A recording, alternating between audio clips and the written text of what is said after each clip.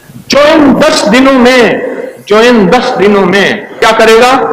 صرف 10 دنوں کی قدردانی کرے گا، اللہ 10 نعمتیں عطا فرمائیں گے. سن لیجئے، عمر اور صحت میں برکت عطا فرمائیں گے. دوسرا، مال کی زیادتی عطا فرما کر اللہ حوصلہ افزائی فرمائیں گے، اللہ اس کے رزق اور مال میں برکت عطا، اللہ اس کے رزق اور مال میں برکت عطا فرمائیں گے جو ان 10 دنوں کی قدردانی کرے گا. اور تیسرا، اللہ اہل و احیال کی حفاظت فرمائیں گے، بیٹی کی عصمت، آنچل کی، ماں کی، بیوی کی، اولاد کی، گن پوائنٹ سے، اغوا برائے تاوان سے، بیماریوں سے، حملوں سے، وبالوں سے، بلاؤں سے، وائرس سے اللہ پاک اہل و عیال کی حفاظت فرمائیں گے. اور چوتھا، اللہ گناہوں کا کفارہ کریں گے، مغفرت فرمائیں گے، گناہوں کا کفارہ ہوگا.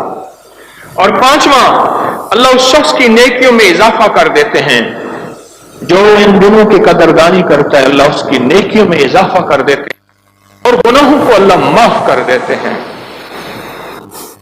گناہوں کو اللہ معاف کر دیتے ہیں.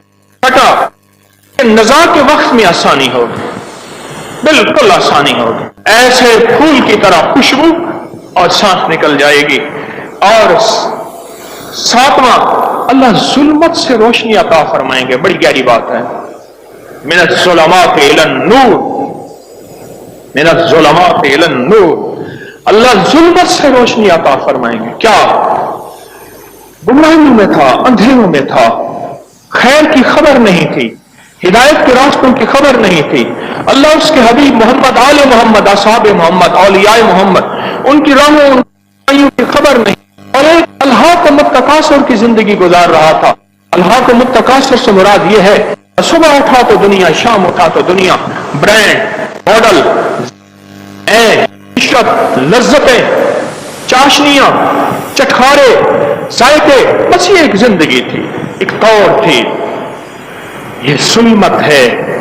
اللہ نے نور کی طرف توجہ دی، آخرت کے پیکج، خیر کے پیکج، انسانیت کی ہمدردی، غیر مسلموں سے حسن سلوک، ان کے لیے رواداری، اپنے دشمنوں کے لیے.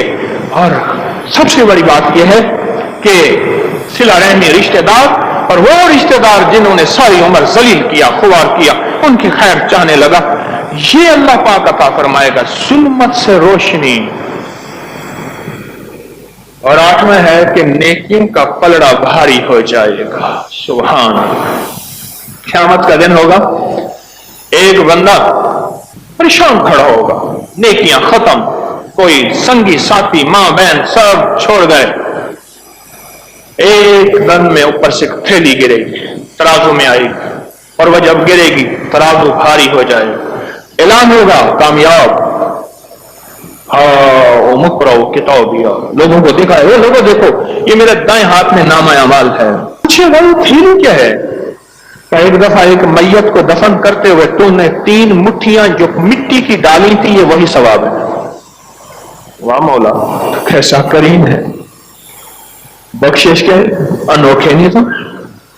میت کو دفن کرتے ہوئے تو نے 3 مٹھیاں ڈالی تھیں مٹی کی، یہ اس کا ثواب ہے.